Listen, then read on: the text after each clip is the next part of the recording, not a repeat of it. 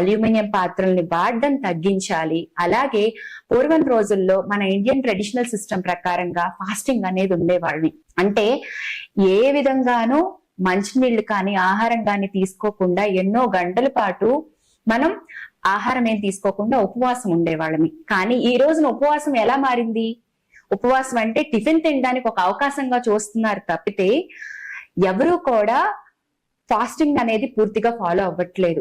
ఎవరైనా మేము చెప్పడానికి ప్రయత్నం చేస్తున్నా, అమ్మో అన్నం తినకుండా ఎంతసేపు ఉండాలా, ఫుడ్ తీసుకోకుండా ఎంతసేపు ఉండాలా, నాకు కళ్ళు తిరిగిపోతున్నాయి అని అంటారు. బట్ మన ఇండియన్ సిస్టమ్ చాలా గొప్పది. దీన్ని మన వాళ్ళు పూర్వీకులు ముందుగానే చెప్పారు.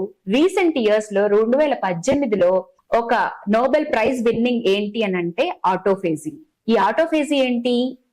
మన శరీరంలో ఆహారం గనక మనం తీసుకోకపోయినట్లయితే శరీరంలో ఉన్న కణాలన్నీ కూడా చనిపోవడం స్టార్ట్ చేస్తాయి. వాటికి ఫ్రీ గ్లూకోజ్ అనేది అందకపోవడం వల్ల ఒక 18 గంటల పాటు మనము బాడీకి ఫుడ్ గనక అందించకపోతే మన బాడీలో ఉన్న క్యాన్సర్ సెల్స్ ఏవైతే ఉంటాయి, న్యాచురల్ సెల్స్ అన్ని అలాగే ఉంటాయి, బట్ క్యాన్సర్ సెల్స్ మాత్రం చనిపోవడం స్టార్ట్ చేస్తాయి.